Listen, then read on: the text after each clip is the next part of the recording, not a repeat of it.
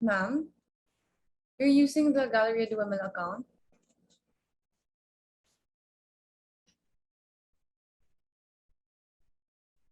Ma'am, you're using the Galleria Duemila account?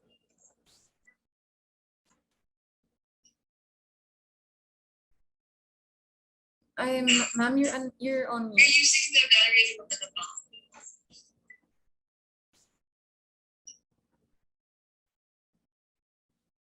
Ma'am, you're on mute.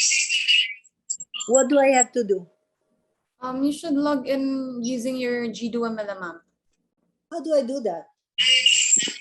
Sign out first. Huh? What do I have to do? You have What? to log in using your Duemila, ma'am. But I don't even know how do I know what is a G Duemila account. Well, let me ask if Tess knows. I have no idea what it is. Okay, I leave now.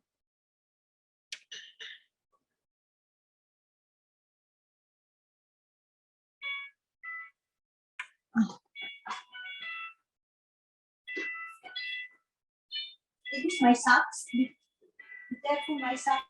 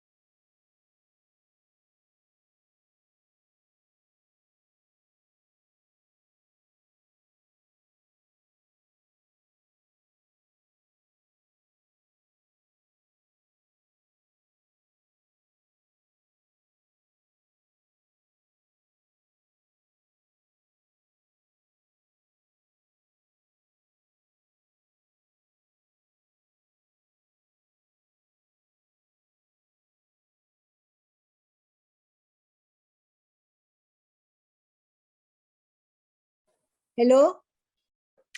There we go. Is that okay? Now? Yeah, now I can hear. Hi, Marisa. Hi. Thank you for the poetry. Thank you for having me. I'm so excited. Yeah, me too. Romina idea. And She's the very best. very good with Natalie. I like your background, Natalie. It's Michael Vincent Manalo's artwork. Wow, very good, Natalie. Beautiful. Thank you, ma'am. Perfect. I don't know how you did it, but it's perfect. Hey, You thanks are for in that. the universe. Like it. What's with you guys? Wow. Without you. The dress is perfect to go with it. Very celestial. Okay. Yeah, celestial. That's good. It's a celestial atmosphere. Yeah. Is Okay. it open? Marco is also here, I think. Yeah, I'm here. Yeah, I'm we have here. a couple. Yeah, I'm we here. have a lot of participants. Yeah, Is it open? Marco is also here, I think. yeah, I'm here. I'm here. There's an echo. A lot of participants. Maybe we close the microphone. Marco is also here, I think. Yeah, I'm here. There's an echo. A lot of participants. Maybe we close the microphone. Marco is also here, I think. Yeah, I'm here. There's an echo. A lot of participants. Maybe we close the microphone. Marco is also here, I think. Yeah, I'm here. It repeats itself. Maybe we close the microphone. Marco is also here, I think. Yeah, I'm here. It repeats itself. Maybe we close the microphone. It repeats itself. Ma'am, is it okay if you use the Duemila instead? repeats itself. I don't know how to do it. Ma'am, Yes, is it okay if you use the G Duemila instead? I will try now. I don't know how to do it. Let me go out again. Okay, it's okay now, ma'am. No worries. It's okay. I figured it out. Okay. Ma'am, Yes, okay. now we can start the program. Okay. So, good afternoon, everyone. Arts and culture gatekeepers, artists, art collectors, and enthusiasts, students and teachers, and to our audiences from different parts of the world. I, Natalie Cruz, shall be your host for today, which is my great pleasure and the first and foremost duty as an assistant art director of Galleria Duemila. On behalf of our art director, Silvana Ancelotti Diaz, creative director, Romina Diaz, marketing consultant, Marco Diaz, and gallery staff members, I warmly welcome you to the exhibition opening of A Picture is Worth 1,000 Words by Michael Vincent Manalo and collaboration with spoken word poetry artists.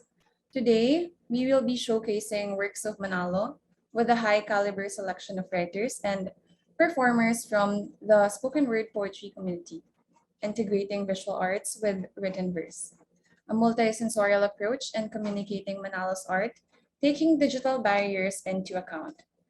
Without taking much of your time, permit us to start the program.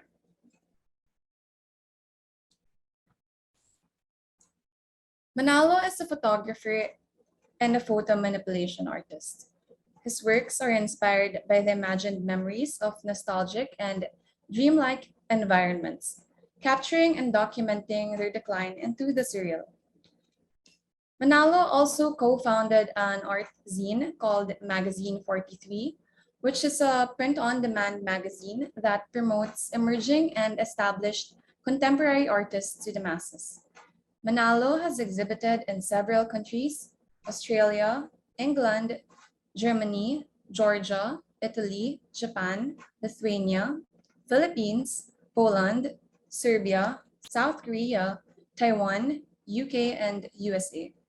He has won the 2010 first prize in the digital art category at the Art Museum of Cianciano Terme, Italy, and 2011 Best Photography Illustration from the Redmond Digital Arts Festival in Washington, USA.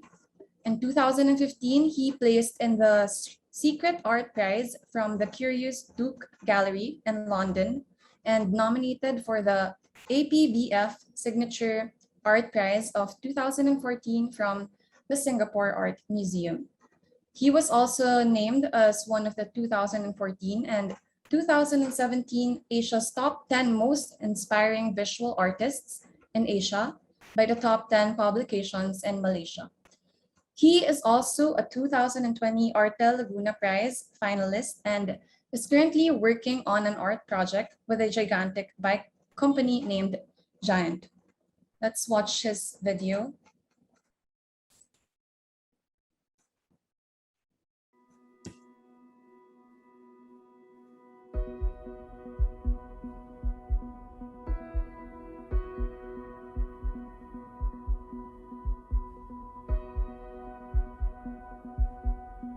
I think for me, it's the first time that I've ever done something like this. The plan was to create artworks or real bicycles using stories of people that work in Giant.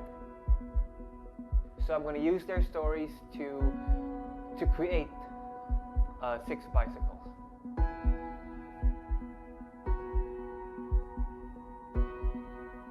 这一次，今天这个 workshop 呢，我们其实想要跟艺术家一起学习如何透过艺术家的思考逻辑，让我们把一个抽象的故事变成一个具体的物件。The first workshop we did was I asked them to draw, or to try to think about what was their memorable experience for riding a bicycle. And then they had to share to everyone, what was the memory about.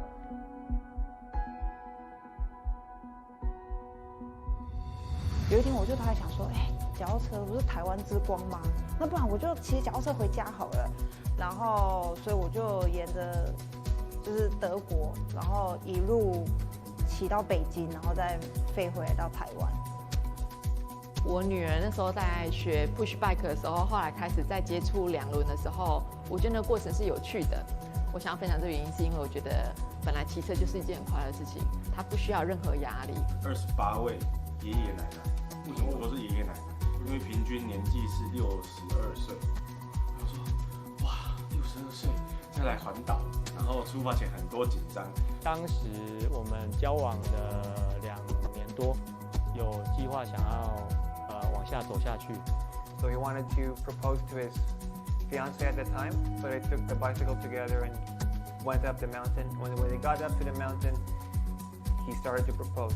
我女儿在家里养了猫，结果我发现那只猫这个越长越胖，越来越肥，可是从来没有去遛猫，因为猫是没有办法遛的。Well, Howard told me like he wanted to make a bicycle that will be able to train himself and his pet.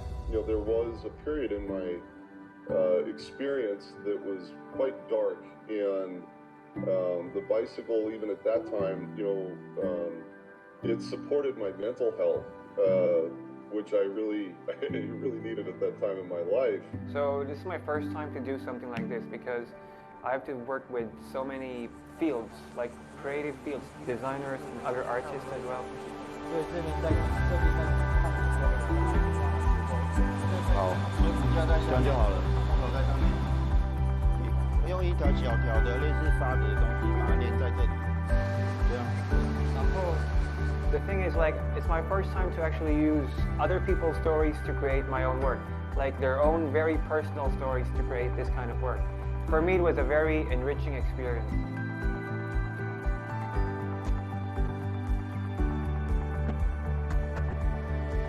Hi, Michael.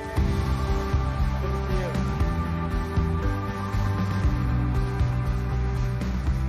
Of course, Giant is a very big company and focuses on a lot of technical things, but also they focus on cultural stuff or social stuff. That's why they make the bicycles. I don't think it's just exercise. It's more like friendship, you know, friendship, family, a deeper human connection, you know, to bicycles. So I think this for me was a very big and very interesting project.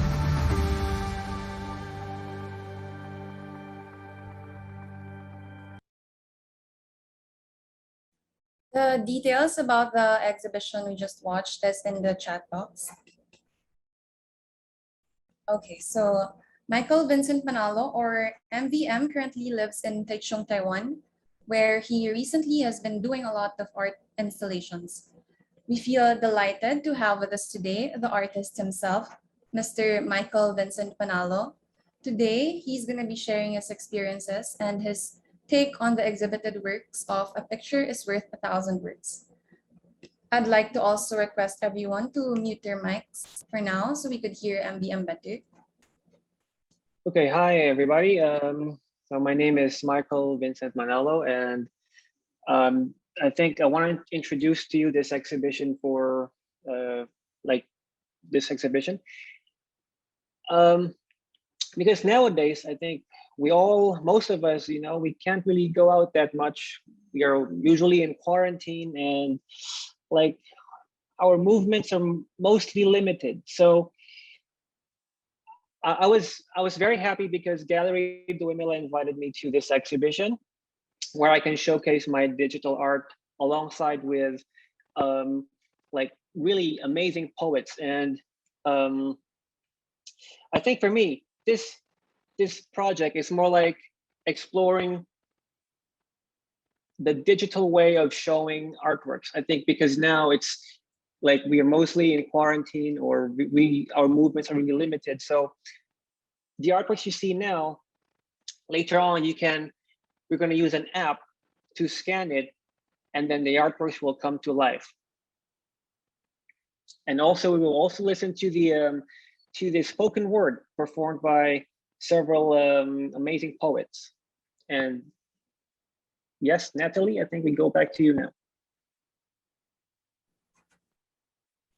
Thank you very much, Mr. Manalo. It's very interesting to hear from where the artist is coming from. Now let's move on to the spoken word poetry artists.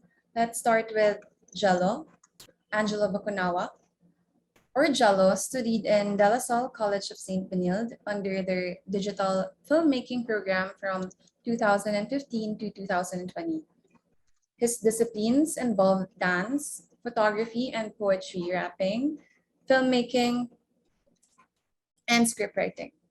He is a member of Trashcan Collective, a group of artists who experiment in collaboration under different mediums. He has given his efforts in producing two spoken word events, both called Poetry in Motion 1 and 2, that were held in 2013 to 2014 at the Warrior Poet Cafe in Cubao Expo. Jello will be performing his piece live today for the living and non-living works of Mr. Manalo. Let's now give the spotlight to Angelo Noel Singson Bacunawa.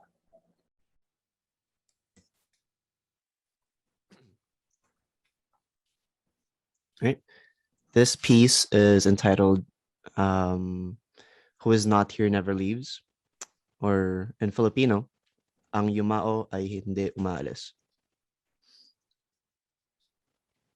Falling into place as the distant grows ever faint, the tenant, evicted from their place of residence, says so it goes and never returns. At birth, upon one's first breath, if ever taken, another is surely exhaling their last, returning slowly to the thought that triggered its fruition. Plunged in the sands of time, the same sands that drowned the sound in boundless empty stares, carrying those who are left to be present in the absence of one, finds them infinite in everything else. As it was above, so below, as sensations are now to memory. A souvenir is both an apology and a call to return. As nostalgia in its cute and blurry fury brings forth the idea posing as a pipe, the same pipe defining the lines of what we subjectively find as real. I regret to inform you that it's only as real as the primetime stimulus we find in our boxes, forever echoing this rage against the dying of the light. Revealing chaos behind the veil-covered faces of those wailing, a visage, sat in the middle of those dead amongst the living and those living amongst the dead. In the case of this vertigo, under the tunnel vision that is inertia, please return. For a homeless tenant's respite could only be found internally. The same respite will meet you halfway between the subconscious, where exaltations are found and measured within the undaunted sense of humor one finds seconds before impact. So, till further notice, take hold. Do know that the tenant appreciates that. For one may find all efforts futile and themselves powerless against the sheer force of the ironic. For who is not here never leaves, and the ones that remain never do stay. Nonetheless, stride onwards. For all of us, both the living and the non-living, meet in the middle. Thank you. Thank you so much, Jello. Next up, we will be hearing it from Howie Bacunawa for his take on In Order to Bring Peace and Also Anarchy.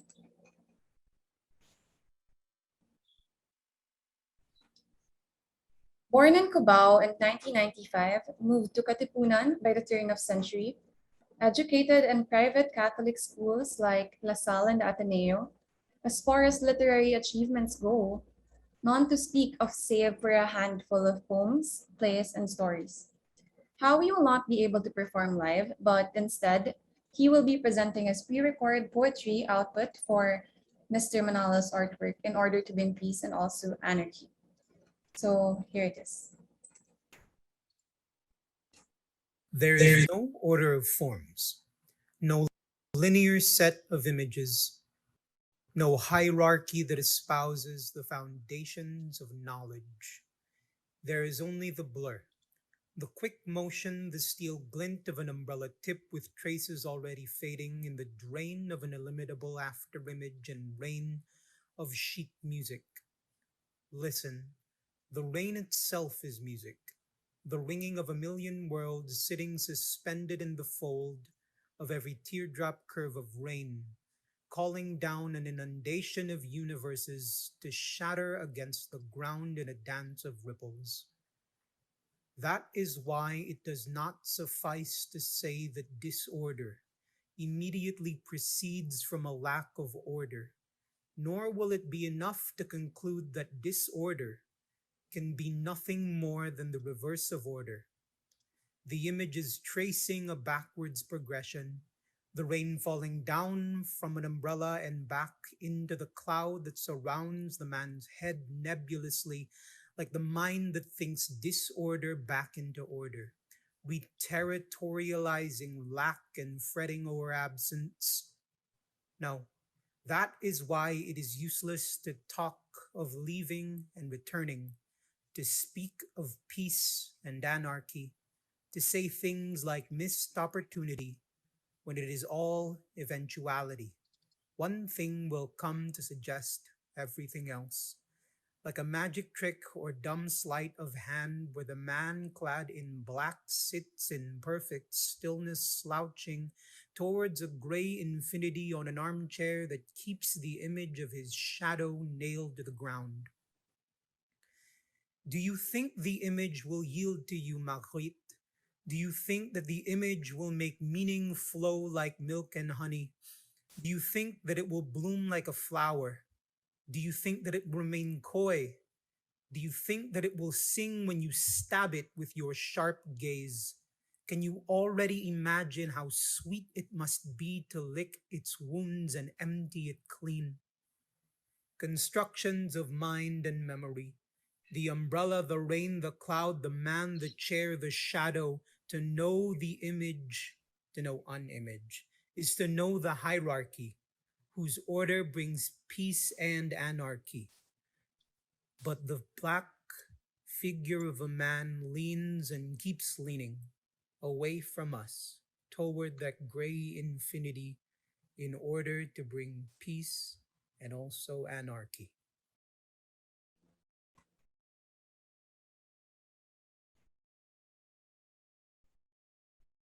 You may catch Howie later during the Q&A part of the program. Next up,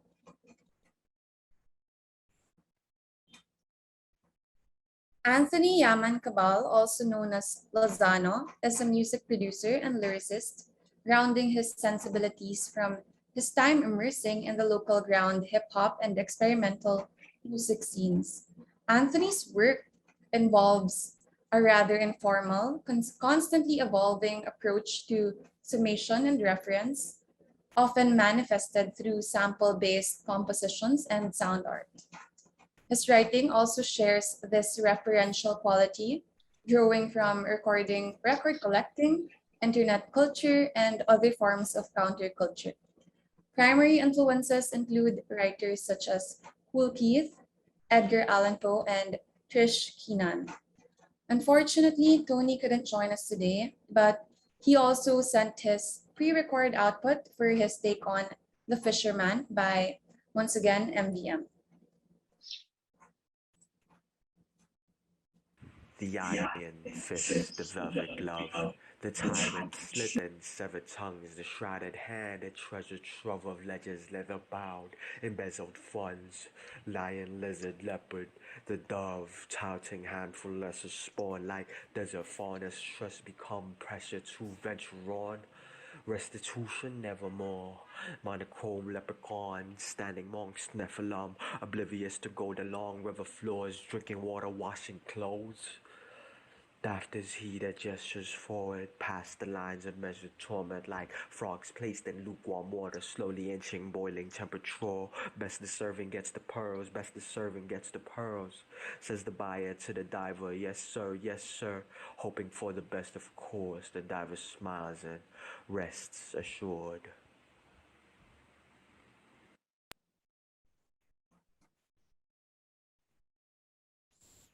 Next, Slack is a spoken word artist that is focused on subjects of self-discovery.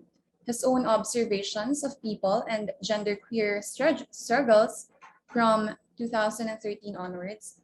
He's had multiple recognitions and awards for his written work and performances, being placed second at the SEBS Cafe Slam contest to a multitude of events in the Philippines, including Intramuros Rising, YouTube Creators for Change, 100,000 Poets, and was also featured in Howie Severino's documentary, Bagong Makata for Eyewitness. Outside the country, he has performed in Slamorcracy in 2016 in Kuala Lumpur, Malaysia, as a guest poet. And he was also a headliner in a showcase at the Canvas Gallery for Indignation, Contradiction, Singapore's Queer Poetry Festival. Since then, he's been published by PEN Australia in their summer 2020 to 2021 issue with Heto ang Panulat, and also in ASEAN Soji Caucus D ni LGBTQIA short stories of belonging, which is currently available for free download on Seawing Anthology's WordPress site. He is currently hosting a poetry show called Free Verse Friday with his partner Kay Constantino, and a talk show entitled Deep Dark WIP Work in Progress on Kumu. Here with us today is Laka Amanda with his visual and audio output for A Moment's Recluse from Society by Michael Vincent Manalo. There goes the people, walking towards the lives they see fit to be called the future. Children crying out for not being heard and misunderstood. Mothers nagging for the pain they bear for the rest of their lives. Fathers feeling defeat and just wanting to avoid the responsibility of going home. Workers sprinting for dear life just to keep their paychecks safe. Bosses bearing their trophies in their chests for being on top, ready for the weekend getaway. Security guard loading his pistol to get ready for the evening shift. The delivery boy pedaling his bicycle while balancing 5 takeout orders to be delivered. The lady next door holding her dreams in her bag as she rushes down to her next job after taking a 1-hour nap. The photographer, staring at his fleeting reflection from the window like a firefly with his camera eye. The only time I see people take a moment to stop is when they feel the need to argue on the streets, when they collide by vehicle or by body. Do they even think that the universe is trying to tell them something? Parents forget that innocence bears wisdom from the universe. They forget to listen to their children. Mothers know they have a choice but are more afraid of the consequence of rumors and judgment. Fathers rather keep their balls intact than admit to themselves that they are having a hard time. Pride makes them angry at the mirror. The boss worked all his life to get where he is, but he gets persecuted for his win. The security guard is bottling up all his courage to protect the dreams of others, but not his own. The delivery boy pedaling so he can buy a motorcycle, but still keep doing the same job. The lady keeps doing her jobs for a family that are just laying at home in the province, waiting for the guava to drop. Don't they know that they are being stopped so they can realign themselves with their reasons? I think about all these while looking through the glass window from my apartment on the 2nd floor. The whole neighborhood is on the prowl for what? God knows what.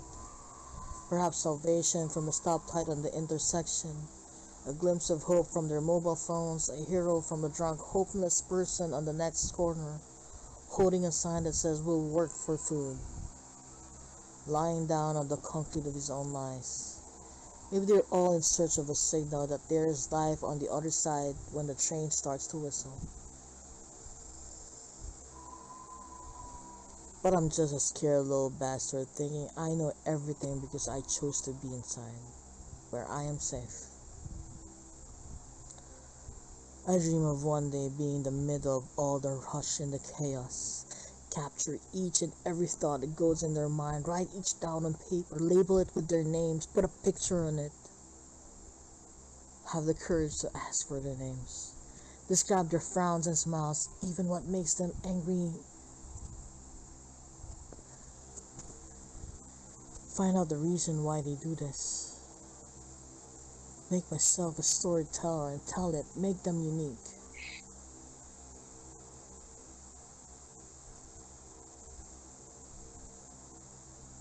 For now, I'm only an observer, not a spy. But I despise the world I am in, like in a looking glass, trapped in reflection. Makes me feel fed up, but the faint noise from the city outside is like a symphony of proof of life. But once I step out, the sound becomes thunder, loud fireworks, the voices of people become so close that I also start looking for a lifeline. When all the sound starts beeping slowly into a flat line, I gasp for air. Step back in. Listen to the universe tell me that I am too slow for the city. I am safe. I am safe. I am safe. I'm here within my four walls, staring again at the life outside. See them prowl on God knows what. Hold firmly to their own lifeline. Oh darn. What brave souls they are.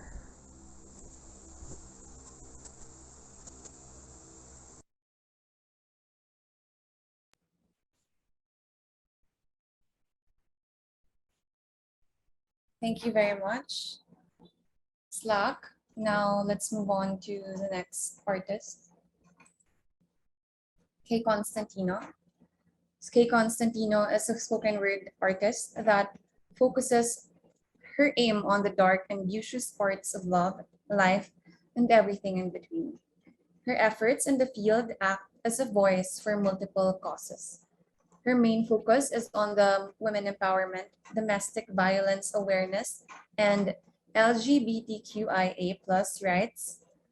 During the broadcast of World Speech Day 2017 at the Nick Joaquin Literary Awards, she advocated for women empowerment and domestic violence awareness. She was also a guest for Cookie Tuason's Per Word and by Word, Season 3, Episode 7, and Wave 89.1's The Bounds. She's then judged and co-produced as the co-founder of KISS Events and Corporation, an events management and company that was able to produce spoken word events, where she, as the managing director of the public events, was able to spearhead South Speaks, one of the South's first monthly spoken word and hip hop gathering of artists. She was also one of the core members of Collaboratory PH, a group where different spoken word and music artists from various collectives study and experiment with collaborative art. She is a co-creator of different shows on the live stream app Kumu and is currently working on a podcast, an art poetry collaboration, and a book, and God knows what. Presenting Kay Constantino with her poetry in a short film for a reconstruction of a memory that once was by MVM. Favorite part of our last kiss? It lasted 3 seconds, but felt like our forever. Like a vomiting head, immediately and all at once, all lingering emotions tangled with all my alcohol-driven decisions that led us here felt justified. In overdrive, my thoughts were in maximum speed, unsequenced, at a loss of all sense. It came in flashes, like the speed force was against me but rooting for me at the same time. Felt like it was tired of us. So I felt all at once. In 3 seconds, I remember you wore a red sweater. The first time we met, leather jackets, suede boots, and all. In 3 seconds, I pondered if you wore a red sweater, as a warning sign, as if to say, deadly, tread lightly. In 3 seconds, I heard you say, I love you, be with me, marry me. In 3 seconds, I hated you for saying it first, or for even saying it at all, 'cause falling in love wasn't in the plan, neither was falling out of it. In 3 seconds, I wrote 84,816 poems for you. And you didn't want to hear a single one. In 3 seconds, I remembered how I was ready to give up poetry for you. In 3 seconds, I noticed it was raining. No tears falling down our cheeks. The sky's cries were enough. They felt for us too. I felt each raindrop like acid burning my skin, showing me already how painful it will be when I yearn for your touch in 3 seconds. I felt your wet kisses all around my body, telling me I will still come with your command. In 3 seconds, I noticed how the sky's colors felt like they were making out.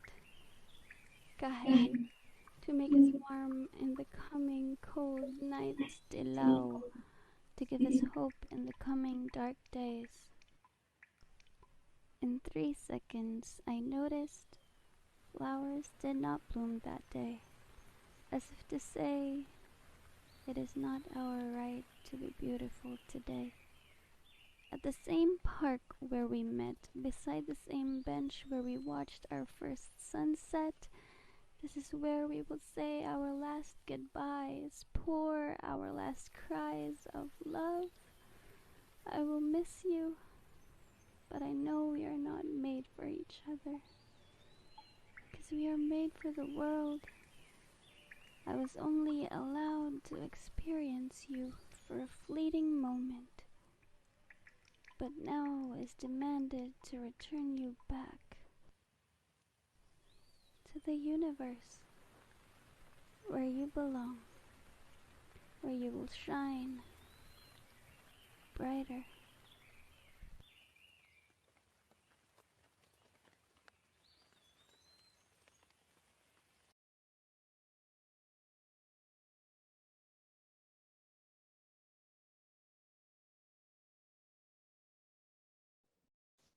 Next up,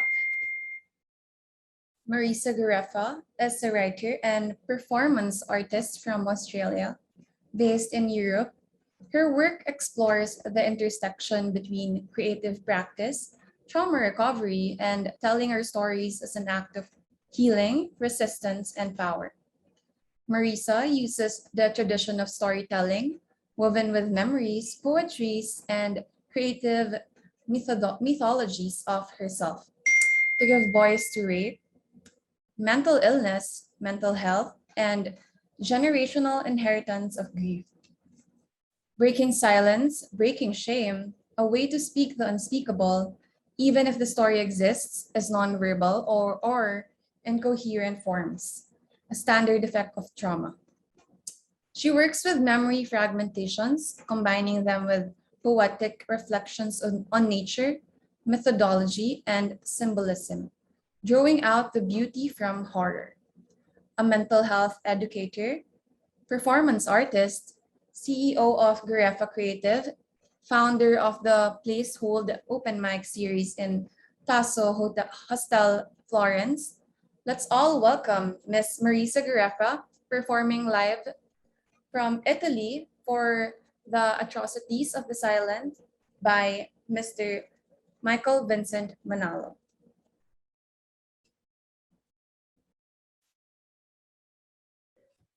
I would have listened, but your voice offended me. So you tore it out to calm me. I would have seen you, but that glow made me squint. So you smothered yourself to ease my eyes. I would have smelled you on the wind, but a scent can't travel through a screen. So you disinfected yourself into nothingness. I would have helped you, but I couldn't find you. I couldn't sense you. I couldn't smell you. I couldn't taste you. I would have helped you. I would have helped you, but I couldn't hear you.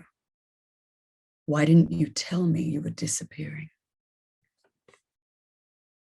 Stripped, you are a puff of smoke, of memory, an idea of a woman that now, so unformed, may at least find release in dissolution. But there's something beautiful to me about this deformed and denied wisp of a thing, so I encase it, trap it, pin it down, a prize of stolen essence to gaze upon, never quite remembering from where it came or how a being, a woman, could so shed her material to become a nothingness. Not noticing as my own edges twist their first curl into smoke. Curious flies perched on the dead body. I drag on cigarette, exhale a dirty smoke echo and allow it to escape. Did you know her? You ask me. Suck, drag, exhale, dissipate. I don't know, I tell you. I couldn't say. I can't recognize her now. Thank you. Grazie mille, Miss Marisa. It's our pleasure to have you here with us today. You may check her website in the chat box to catch up on her live performances and recent works or for more information about Marisa. Next up,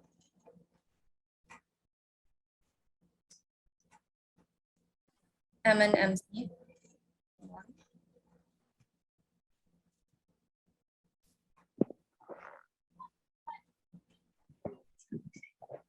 Emmanuel G. Rufa is an underground hip-hop performer and spoken word artist from Parañaque, Philippines.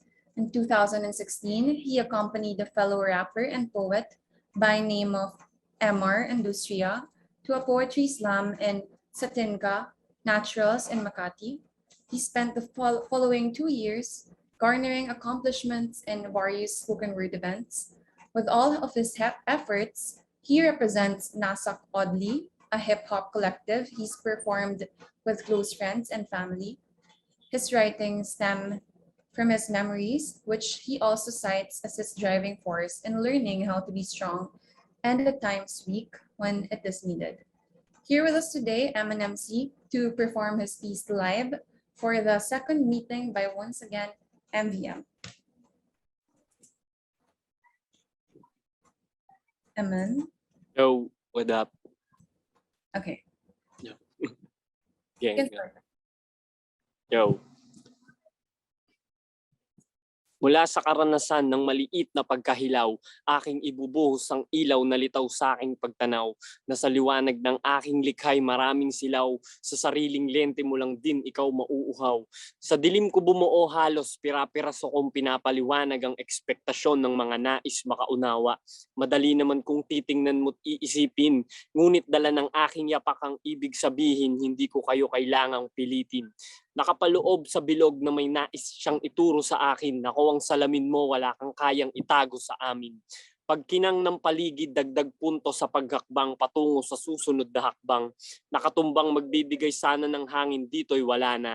Tanging sasalba sa akin ang susunod nilang paglagupa. Alanganin sumilip, hindi handa sa matutuklasan. Kung makalusot man, ako'y magpapatubo at hindi na muling magtutumbahan. Pasan ko ang bagahe ng nakaraan, nabitbit sa nais panikan at daluyan ng luhang makahulugan. Sinasalagang sulo na bumubulag sa gustong makarating ng husto. Kakampi ko lang naman ang pinanggalingan ng maling pagkagusto. Obligasyon na lumalala sa bawat malalaman. Ako na ngayon ang sinisilip ng nais kong mapuntahan. Walang ideyang nasasalat kung ano bang meron sa patutunguhan nitong paglalakad. Sa dilim ng aking nilabasan, may dalang sinag pa rin. Sisilawin ng may mga maling intensyon na matutunugan. Madungis ko ulit kayong haharapin, hindi na para magmalinis bago nyo ako matagpuan. Lahat kayang hilumin nitong panahon, kasabay ng pag-ikot ng orasan ay paglimit ko sa dapat tumbasan. Ako'y nasala na bago pa makarating dito, handa nang harapin ang mga susunod na hakbang sa aking pagiging limitado. Yun, bali yun yung akin. Thank you so much, Eman. And Thank you. thank you. And that ends the performance of spoken word poetry artists. Thank you so much, Eman, again. And to all the artists and performers for all the efforts and wonderful pieces you've written, for the works of Mr. Manalo, for sharing with us your take on each work in the most sensible way possible. Indeed, a picture is worth 1,000 words. The file for the social media handles of the poets and the is sent in the chat box by Jello. You may download it and use it as a reference if you want to contact any of them for collaboration or for any other further concerns. Let's move on to the question and answer.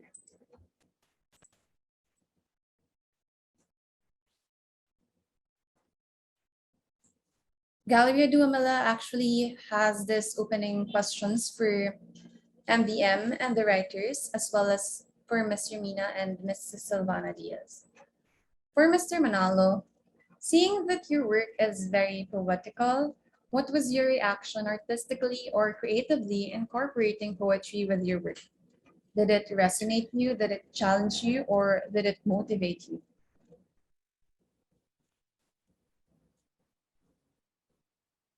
Okay, I think let me just talk about a little bit of the work. I don't think I talked about it earlier. It's like most of these works, it's like a representation of like my subjective views and objective views of my stay, particularly in this city called Tbilisi in Georgia. So I think that time for me was a big challenge because, you know, like staying in a place where the culture is very different and it, like adapting to this kind of new environment is for me very challenging. Well, I think for most people, if you stay away from your comfort zone. So all these things, they represent like melancholy, longing for something that you're not sure of. And sometimes some of these artworks are also like talking about the like that kind of universality of emotions that we as a human species share.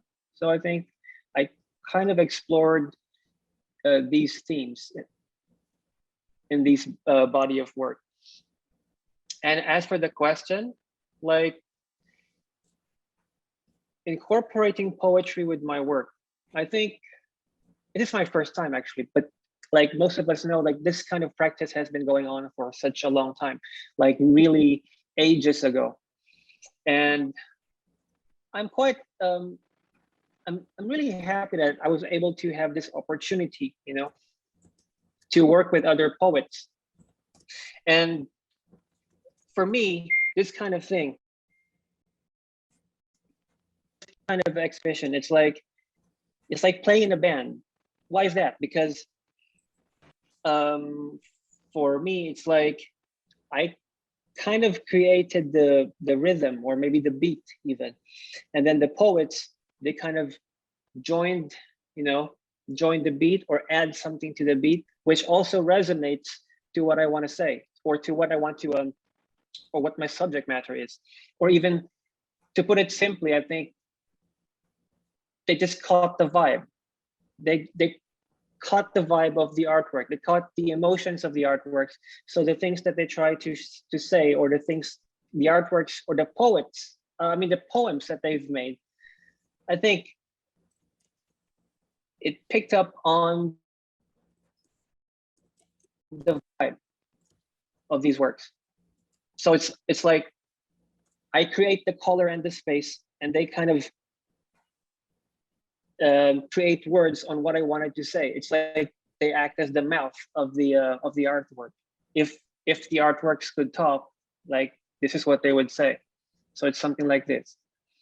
Yeah. Okay. Back to you.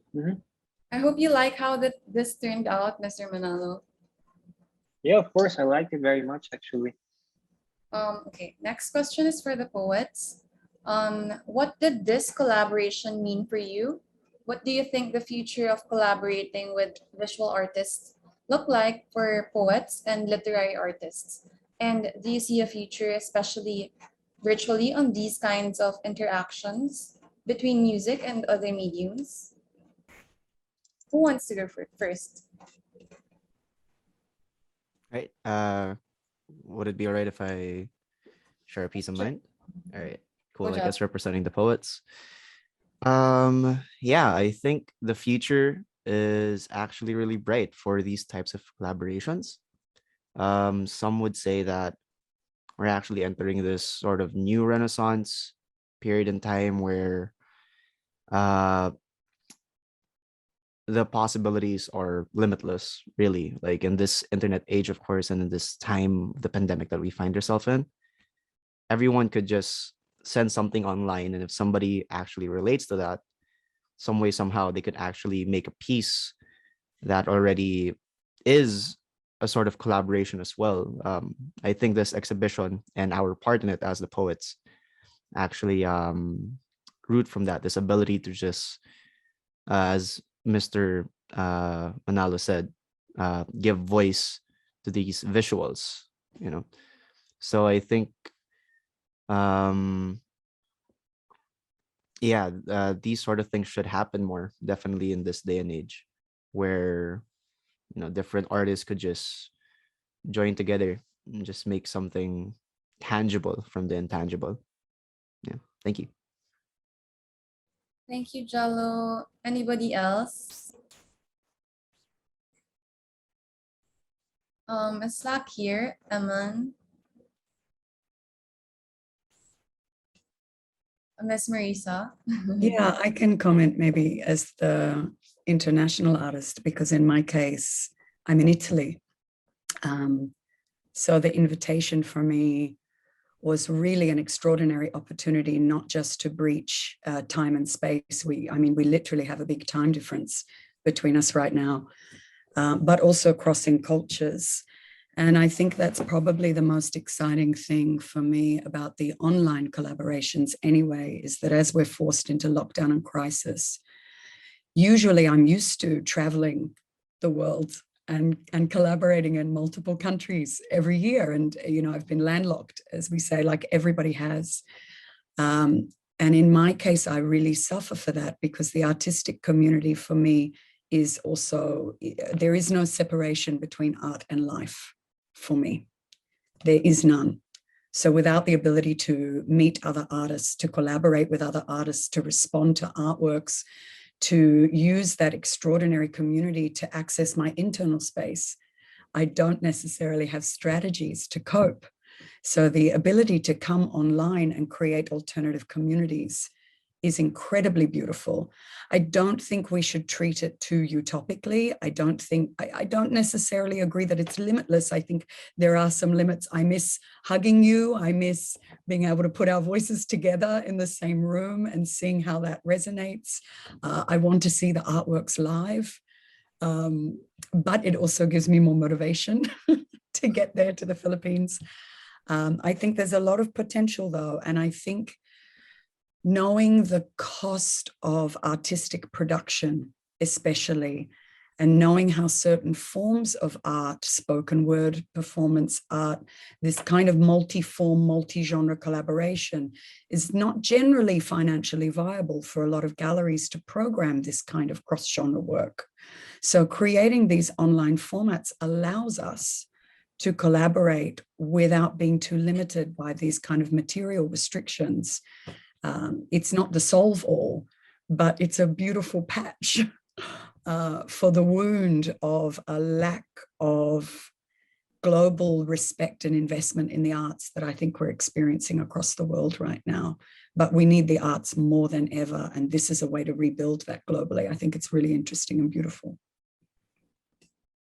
Thank you so much, Ms. Marisa. Actually, that brings me to the next question. What brought you to be an advocate of mental health, and how did you incorporate it with performance art and writing, since you have explored the intersection between creative practice, trauma recovery, and telling stories as an act of healing, resistance, and power? What are your deepest reasons for doing this? Also, I hope you can visit us soon. I can't wait. It's like top of my list. All of my practice is born from my life. I'm a survivor of gendered violence. I was molested as a child. I survived a very brutal drug rape here in Italy 8 years ago. I'm still in court. I go back to court with the same rapist again, even this October. My life has been very much marked, as have many people's, by a series of trauma, violence, and abuses that I had no choice about. And you have to work at intersections because we are complex. We are deeply complex. Therapy is wonderful, but it's not enough. Words are incredible, but they are not enough. Body work is amazing, but it is not enough. For me, art is the only place that I have ever found where every part of your being is welcome in that space, where you can be your political self, your emotional self, your physical self, your mental self. You can incorporate the philosophies of psychology, philosophic theories. Anything that you are exploring on any part of your level is welcome in the art space. So for me, the art space is the only space in which I don't have to fragment myself and leave something behind or silenced. And that's what makes it so interesting for me. So when I talk about the intersections, what I'm trying to acknowledge is that we live in a culture that segments our identities and says, this is acceptable in this space, but that's not acceptable here. You are allowed to be a sexual body here, but you are not allowed to be a sexual body there. If you are a rape survivor, you can no longer be sexual. If you are sexual, you can no longer be professional. If you are an artist, you cannot be a politician. We are very much into segmenting, and this is problematic. For me, I think I live now in Florence and I'm exposed very much to the Renaissance history, and we talk about the new Renaissance now. Something that I see when I look at the Renaissance history is that there was not this distinction of, if I am an architect or a designer, I am not also a philosopher or an alchemist. Or actually these incredible Renaissance figures had multiple dimensions to how they created and produced work and impact and thought in the world that we don't have now. So for me, even these words, mental health, I mean, I use them because they are the jargon that we have, but ultimately I'm trying to say, where is the place in which every part of us is welcome, from our identities as individuals to our identities as the way those individuals interact with very complex communities and social forms, which includes the multiple forms of oppression and the multiple forms of opportunity for connection, like we're experiencing right now on this Zoom. This would not have been possible in another age.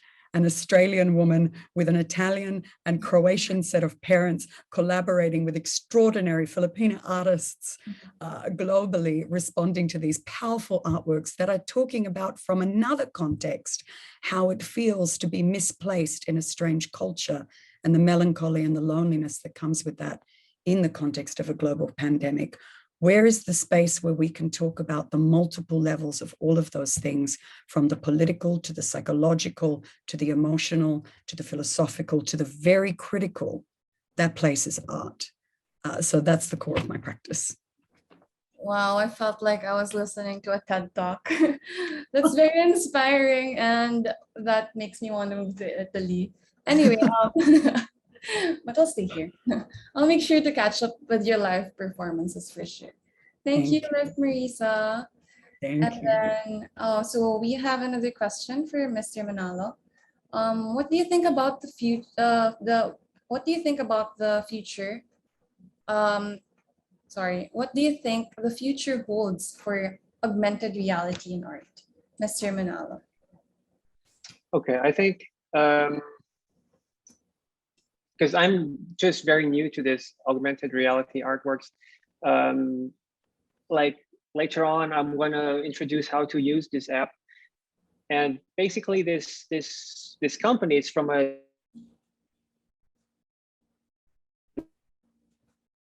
few months ago, and then they are trying to involve a lot of artists, you know, to create artworks which is not just you know, like not just flat. They want artworks to come to life. So because now technology, I think for me is, you know, there's so many apps, there's so much software out there, sometimes even free ones, which you can make your 2D artworks come to life. So I think, well, I couldn't really do these kind of things before. I couldn't do video, do animation. I didn't do 3D before. But then I think this for me is like a big step, you know, like if you, I think most people have seen Harry Potter, those films, like when they look at the photo, it comes to life.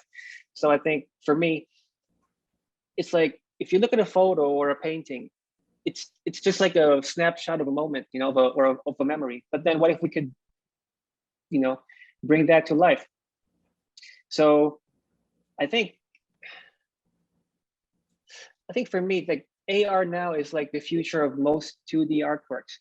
I think once, you know, for example, like later on, like as you can see on the video, you just scan the picture and then like the whole artwork will come to life. It's more like, it kind of adds more depth to an artwork, you know, like it kind of adds more like explanations. It kind of talks more to the audience, you know. I think now if we are able to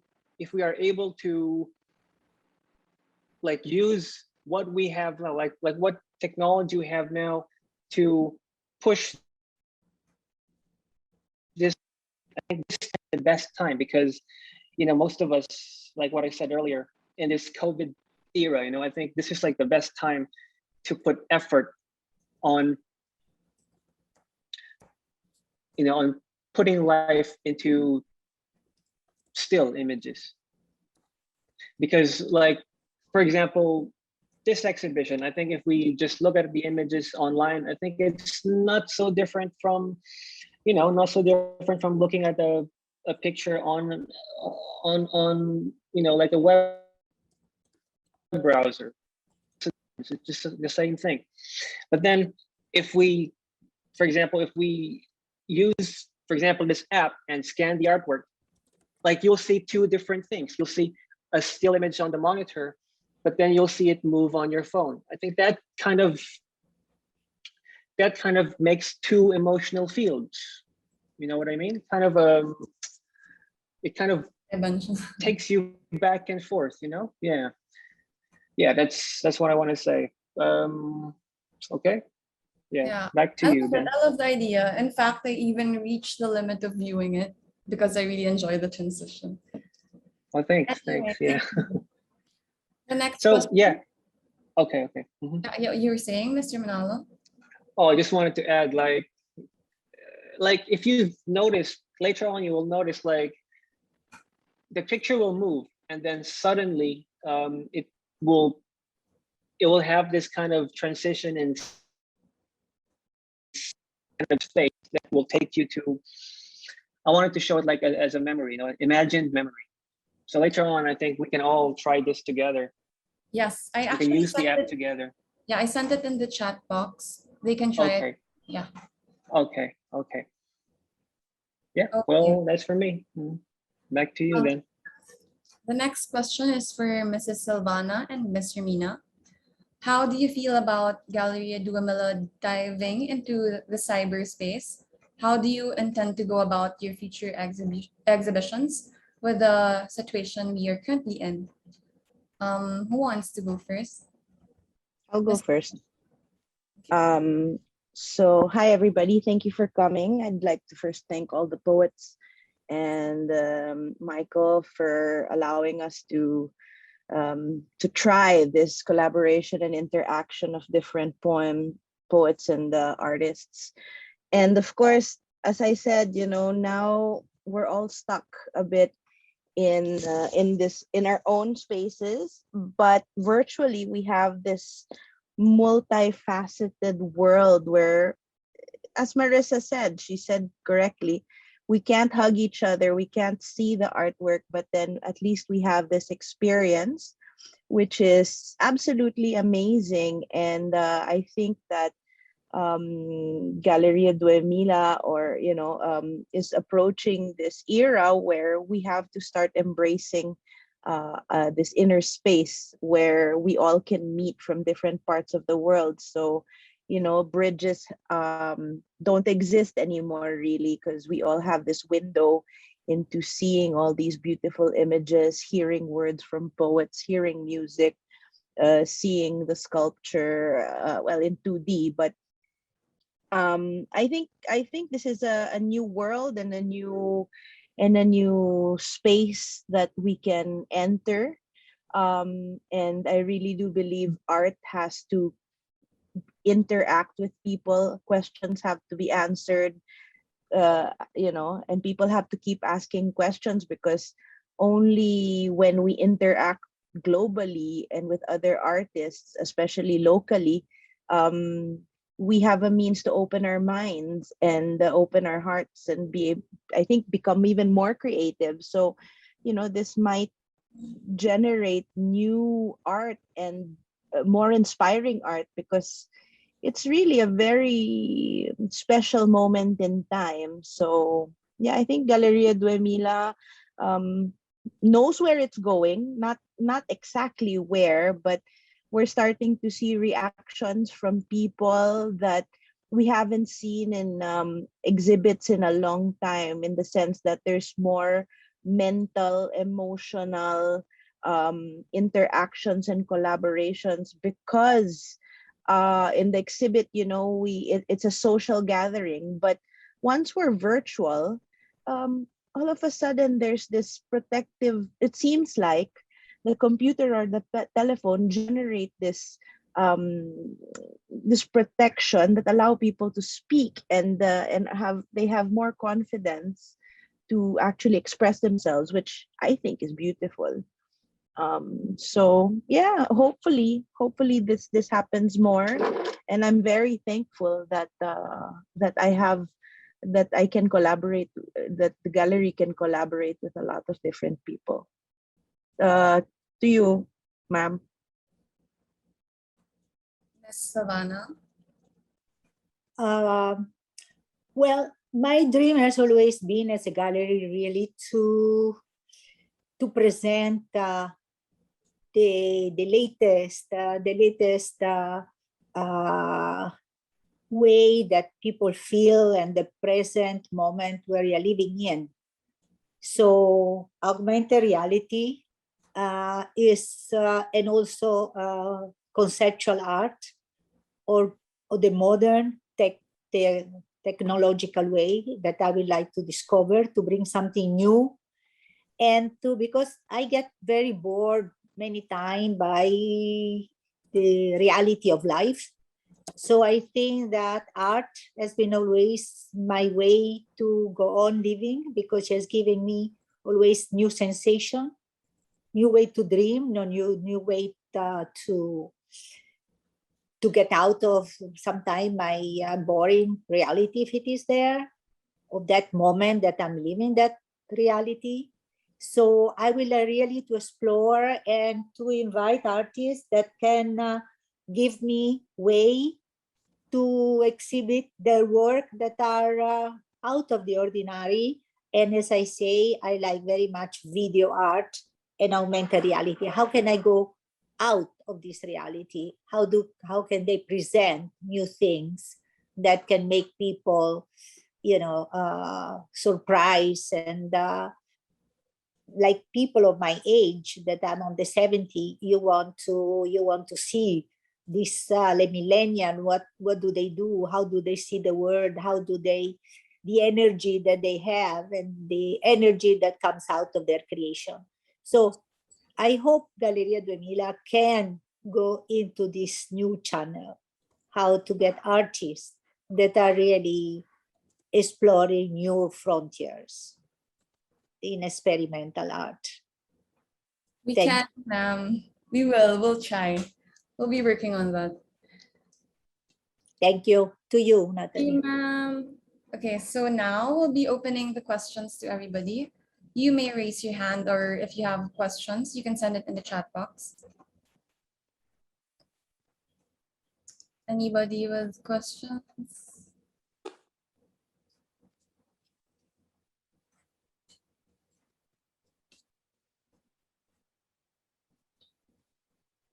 Mr. Manalo? Yes. Do you have any questions for the poets? You want to interact with them? It's the first time you're going to be meeting them, right? Some of them.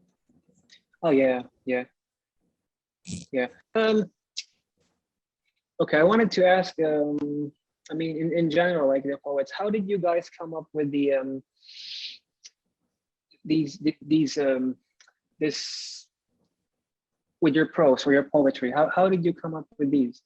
Like, I'm quite interested. Like for me, for example, when I create some artwork, for example, these things, like I explained before, it's like it's a thing called automatic drawing. It's like I allow myself to be free and just use my hand. I mean, I will not think and just allow myself, my hand to subconsciously create. It's like this kind of surreal way of making things. It seems like it doesn't make sense, but then it's like you go on a trance and you just create stuff using your hand and not really thinking. So I'm kind of interested, like, how do you guys like create poetry, and especially now because you have to create poetry based on a picture? How does that work? I think you're just a genius, Mr. Manalo. No. Why am I a genius? No. No. Jalo, from your friends, Howie. Slack, is Slack here? Actually, yeah. Hoey, if ever Hoey would like to open mic, if ever, he could share ahead. I don't think Slack is here. Apologies. I think they took a rain check for today. But yeah, actually, if I could respond to Michael's question there about, oops, there's a bit of echo. Sorry about that. Right. Anyways, yeah, just the process actually of writing, at least for, well, at least my own piece here in the exhibit.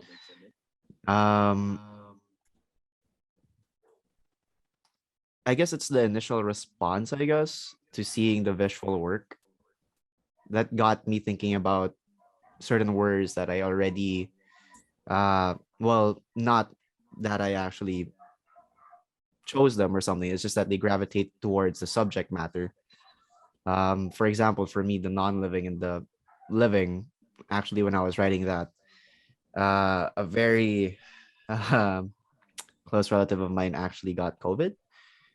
So I was actually in the state of that, more or less, like thinking about the mortality rate and how the overall situation at least appears to me and how it's going about here locally in the country.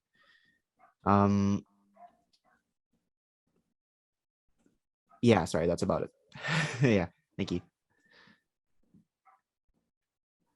Okay, Yes, thank from you the for that. audience. And Oh, I got a question from Martina Marie Manalo. I think you're related yeah, to that's my sister. her. Yeah. So the question is, if this whole exhibition, And what was the question? Okay, so if this whole exhibition or art show was done in reverse, where Michael creates in response to the poetry, how will you how will you create the piece out of this? For example, color, mood, medium, etc.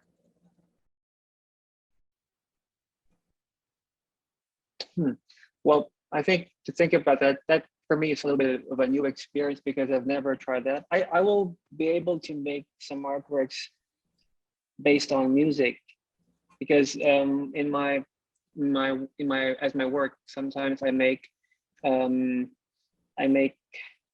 album covers. So I listen to listen to music from bands or singers, songwriters. So I think with the poetry part, it's like I will just depend on what I see immediately, on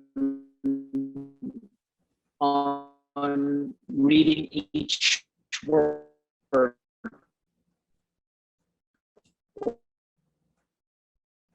or like reading each paragraph. I think it's like reading a book, and you kind of think about this kind of environment.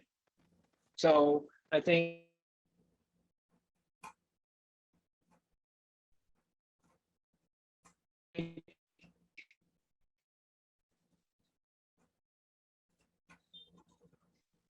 well, I'll start with the sketch first. Start with the sketch, gather some images, and then probably make a mood board, and then start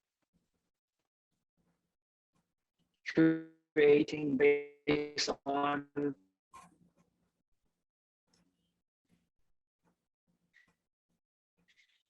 what you gave me, something like this.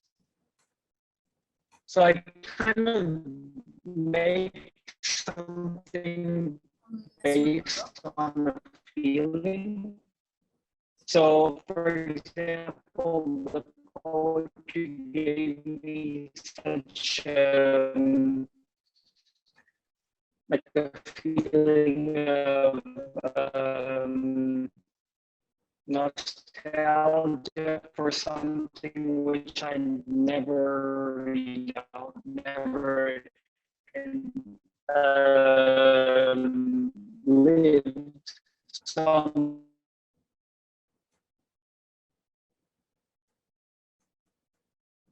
Hello, I think we lost Mr. Manalo. Okay, hold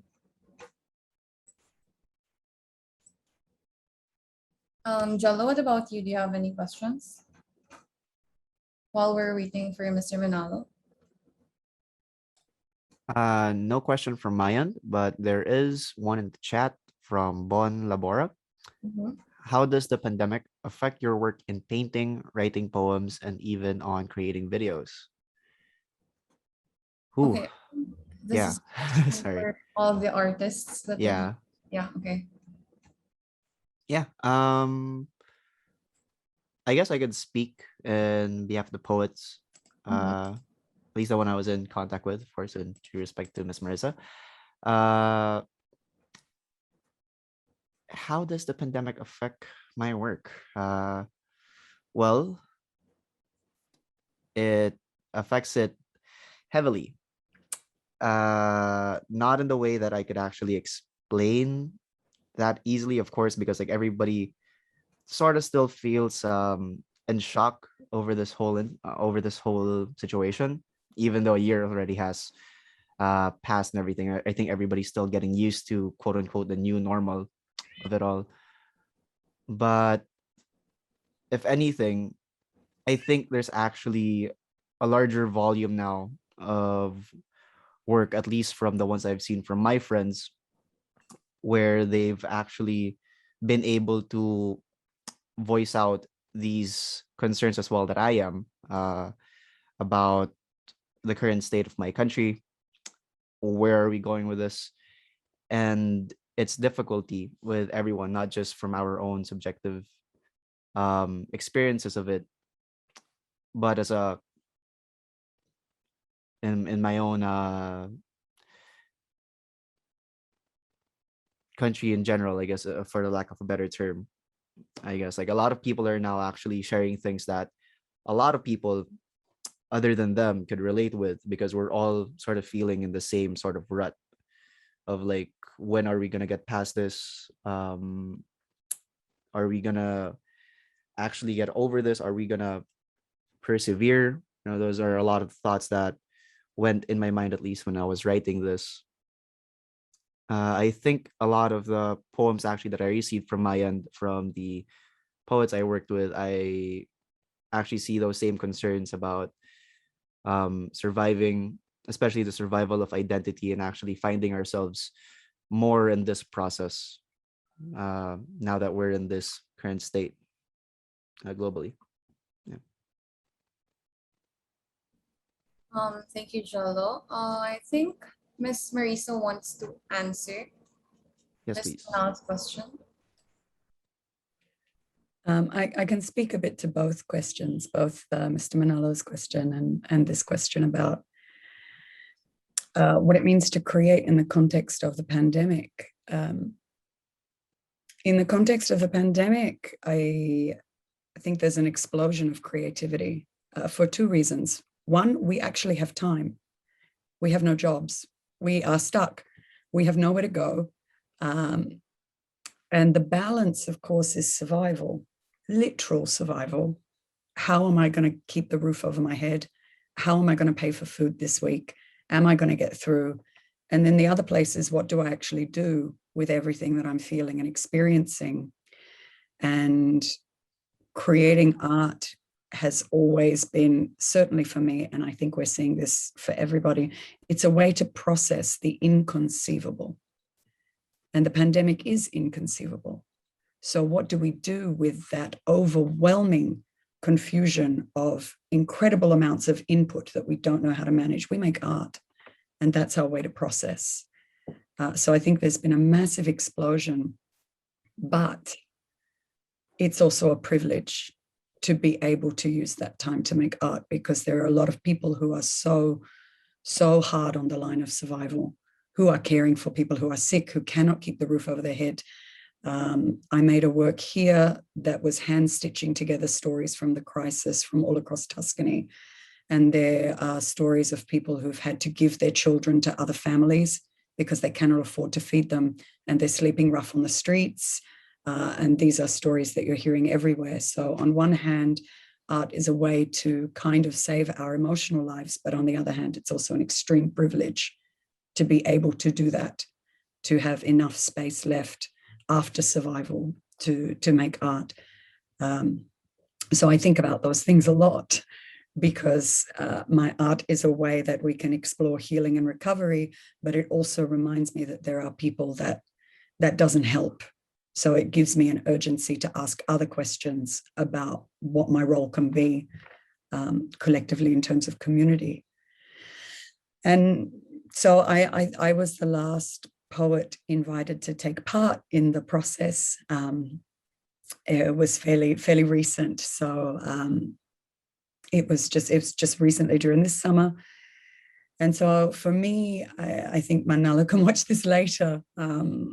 I sit with the artwork, and I just look at it. And because I'm a performance artist, I look for the movement.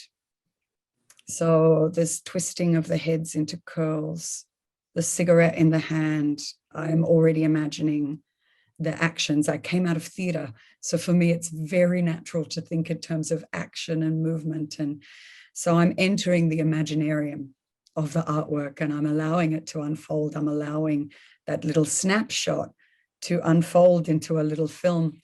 But simultaneously at that time, the Taliban took control of Afghanistan. And I had recently received notification that I'm going back to court against my own rapist, who harassed and stalked me right after he was released from prison. So I simultaneously had a global and a personal, very recent event dealing with gendered violence, resonating for me very strongly while I was looking at this image in which there was very specifically, there was no female presence in that image, which really struck me. And who can say, if I looked at the exact same artwork in 6 months from a completely different context, with something different happening globally, with something different happening personally, I probably would have imagined a completely different scene, a completely different story would have emerged. And so this is very fascinating for me as a writer, is to recognize that an encounter with an artwork is not only an encounter with that artwork, it's an encounter with yourself and with your expanding circles of context that can only exist in that specific moment. So this piece of writing could have only happened now, because what's happening, how it read to me existed through that collision. And I would be very fascinated actually to even look at it again and write a new piece in 6 months and see what story it wants to tell me then.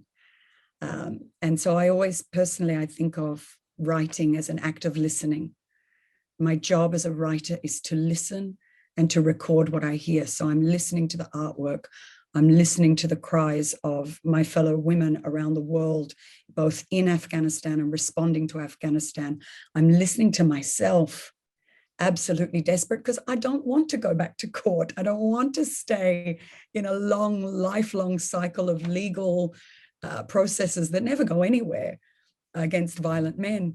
But writing challenges me to stay with all of those things and listen to them and give them a voice. And for me, the simplest way to do that is to allow an image to speak and see where it goes, because it's all contained within the image and within the action described in the words and in the image. I don't need to tell you what I'm thinking. I show you. And I let his image speak for me, because it was all there. I just allowed the image to move. So that was my process. And then I shared a draft with Romina. I write very early in the morning. I wake up, and before I can think, that's when I write, because then it comes out. Like Michael said, you know, like just put your pen and let it move. That's definitely how I write. So then I shared a draft with Romina, and what was really beautiful was she started talking to me specifically about the Philippines, and she shared a very powerful image with me. And she said, you know, there would be a dead body on the street with the flies landing, and there would just be a very calm conversation. Oh, know who that is? No. So actually this image was given to me by Romina in response to a draft. And I felt it was vital to include that, because that was a very specific and personal memory by a woman from the Philippines talking about a specific image from that same culture that I'm responding to, that came from a response to the words I wrote in response to the image that came from. And this kind of collaboration and allowing it to ricochet back and forth is very important to me. So in the end, it became a multi-collaborative piece of writing that responded to multiple voices. Yeah. Thank you. Thank you. Thank you so much, Miss Marisa. Actually, I have a follow-up question for you. As a well-established writer and performance artist, not to mention an educator, how can you encourage young poets or like artists in general to keep writing, creating, or even dreaming? We have to make space for you. We have to keep making space for you. I, as someone more established, it means that I have access to space. So with Romina, we started the open mic at Tasso Hostel. Now we have access to the British Institute, which means we have to open that space to international writers as well. We need to make spaces for young people to speak. because you already have your personal drive. You already have your personal urgency to create, to respond, to speak, to make. I don't need to give you that. Young creative people are a force of nature. What I need to do, and what we all need to do, the more established we are, is continually open more space for young and for emerging voices to speak, to be heard, to take risks, to try out their material. Try out your material. Torture everybody at every open mic you can, and go for it. Feel what lands and feel what doesn't. Ask yourself why. Ask yourself what makes the meeting place between what you need to say and how you see it's landing, and make adjustments from there. But we need to give you opportunities to do that. And we need to re-encourage globally spaces of risk in the arts. So not just polished presentations of final works. We need more spaces for risk-taking that aren't just open to polished, established artists, performers who already have something going. I see that very much in Florence. There is no space here for taking risks, for emerging works, for getting it wrong, for making something a little bit terrible. But from that terrible wreck, you learn something incredible, and that feeds into something beautiful that you make later. But we've lost our courage to stay with the process. And I think that applies to everything. We've lost our courage to stay with and witness process. So as an established writer and artist, I have a responsibility to encourage that and to make spaces for that. Thank you again. And I think Mr. Mina is planning something. Mr. Mina, would you like to talk about it for the next exhibition? Mr. Mina, are you still here? Yes, I'm here. Sorry. Yeah. Well, hopefully we're putting our heads together, and we would like to have some guest speakers for the next exhibition. We haven't planned exactly what it is, but we want to approach very much gender issues and collaborating with beautiful artistical nudes from different artists. So hopefully, let's see. Next will be, if you keep up with our Instagram and Facebook and subscribe to our MailChimp, we'll be very happy to send you all that information. And yeah, I think it would be beautiful to face these arguments, which are not only closed in, it's not just visual art, but we're actually tackling an entire conversation that has to be done anyway. Okay. So yeah. Thank you, Mr. Mina. You're welcome. I'd like to thank everybody personally for taking your time, for being here. All the poets, all the guests, and Michael, thank you so much Thank you so much for allowing us to try approaching your art in this way, and for all the poets for allowing us to use your words to resonate with his art. So thank you for allowing us to make space for you, for all of you. So any last few questions before I would like, this is Silvana. I would like, in the name of Galleria Duemila, I would like to thank Natalie, because she has hosted and she has worked very hard on this exhibit. I would like to thank Romina, of course, Vincent, thank you very, very much. And all the poets that has contributed and worked and felt the joy or the sorrow for all the painting that they were able to interpret. So thank you again. And I hope we will meet again for another event that will have his poetry. Thank you. Mr. Manalo, your last few words.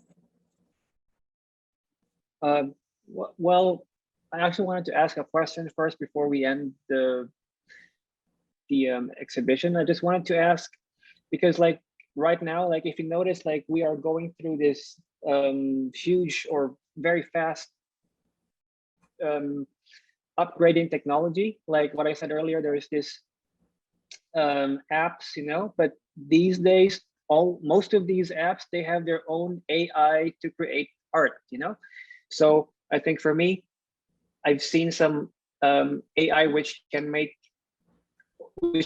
better, like for example, before I used to use this software called Photoshop, and it takes several hours to produce an effect that I want. But then in this period of time, there's this AI which can produce stuff really fast, and even sometimes the quality is better. And it doesn't stop there. It goes with poetry as well. I've worked with some softwares before which can create, for example, like poetry or prose, like really fast, and the quality is quite good. So I wanted to ask, like, what if we get to this point, like what we make is not that good anymore? I mean, AI could be better than what we make. What do we do with this? Like, how can we create something better than AI, which I think this is like the future, That's like an open question. It's up to you if you want to answer this question. It's just I was thinking about this for some time. I have my answer to that. I mean, my reason for that. Okay. I'm observing a lot of AI. I'm very interested in AI, and like for example, soon medicine will be AI. The workforce has become AI. But the one thing that can't ever really, really, really become AI in art is that creativity. Yes, Photoshop has algorithms to know how to make it more, render it better color, better effect. But that idea, that little spark of idea, can never be generated by a machine, ever. Whether it be the start of a poem, or the end of a poem, or the pathos, or the feeling, the emotion, I personally think we won't be able to get to that, or that AI can never get to that, unless AI evolves on its own, without the human emotion, by taking over human emotion. And I think that's what separates us from any kind of machinery or robots or what have you. That spark, that passion, that love, that's all visceral, that's all sensorial, that's all experience. Like how Marissa writes to your art, and how Howie writes to your art, or how I interact with your art, and how I interact with their words, are complete emotions that I doubt any machine can ever give me.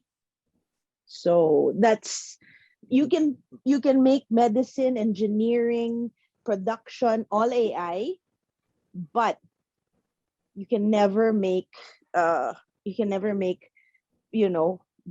pathos Human AI. soul. Yeah, it's like having, when in the movie AI, there's even the gigolo that is what you call this, an AI.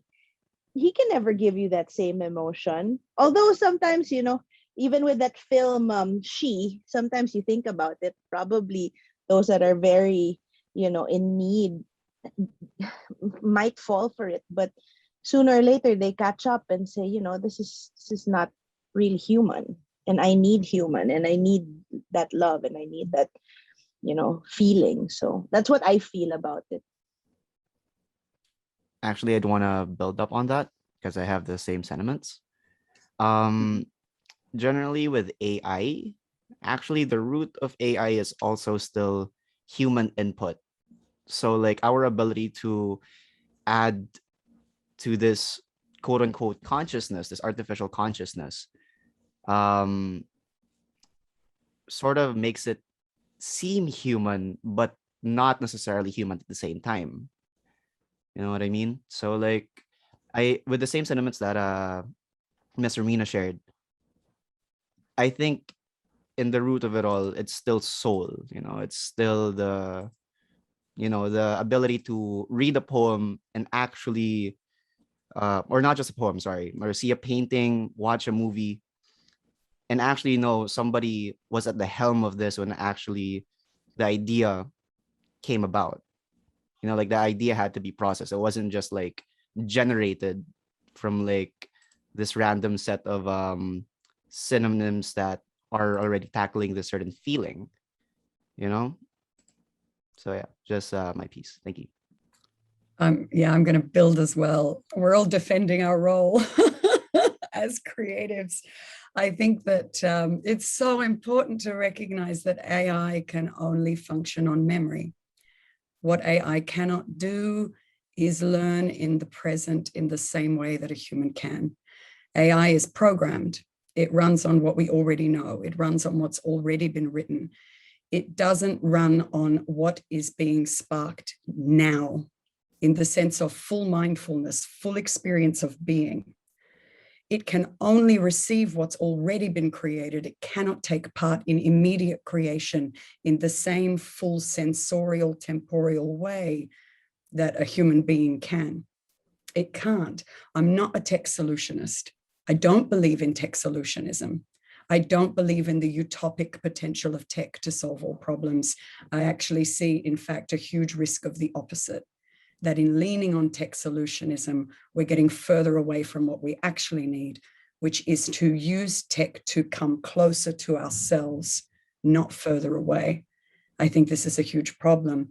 I work with myth, I work with archetypes, but the reason I'm a writer and I don't just recount existing historical mythologies is because I recognize that while templates, archetypes, mythologies can be useful as keys to help us see aspects of our experience that we might have missed, they are not complete. They can never reflect the full complex experience of an individual in a particular moment of time and space, responding to multiple contexts, which is what I spoke about before, even in the process of responding to this artwork, that it's me in this moment, in this context, with this Afghanistan, with this pandemic, with this piece of art right now. And I can't even create the same piece of poetry twice, because all of those things change.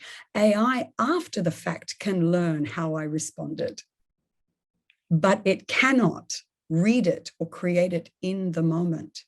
It is not human. It doesn't smell. So it has a different relationship to which memory we reach for. Smell is the only sense that completely bypasses the conscious brain. It's why it's so evocative. It's the one thing a screen cannot give you. It's why so many makers experimented with trying to release smells into cinemas during films to see what it could do, because it bypasses conscious brain thinking and opens memory. As a rape survivor, my body remembers things that I do not, and a smell can open them. AI cannot learn how to smell. I'll say that.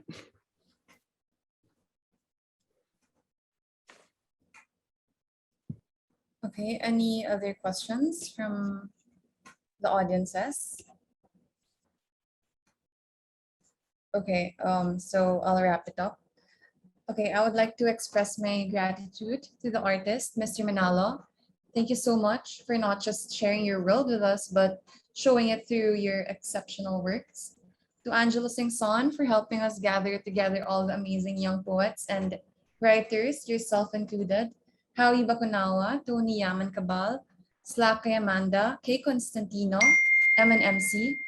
Thank you so much for all the efforts, as well as to Miss Yamina for linking up with Miss Marisa Garefa, a remarkable poet and performance artist. Also for the special participation of Miss Ramina, Mrs. Silvana Diaz for being the best support system any young apprentice could ever ask for, not to mention the backbone of this project. I'd like to also extend my gratitude to the gallery staff members, Tess Ponce, Bing Brutas, Roy Abranico, Gabriel Abalos, Georgia Baba, and Edgar Bautista. This wouldn't be possible without their help and patience. And for everyone who participated in the talk and joined the exhibition opening, despite the current events happening in the world today, thank you very much. For those of you who would like to visit the physical exhibition at Galleria Duemila, please click the link sent in the chat box to schedule your private visit. You may also explore our virtual exhibition via Consumatrix sent in the chat box as well, also through the invitation sent to your email, or find it all over our social media platforms. We hope to see you all again in the next exhibition opening. Don't forget to follow our social media accounts projected in the screen right now. Tune in for updates and use the hashtag GDXMVMX Spoken Word Artists. We will also be uploading this on our YouTube channel. You may rewatch or share it with your friends and family as well. Okay, before we officially close the event, I am requesting for everybody to turn on their videos for a quick group photo.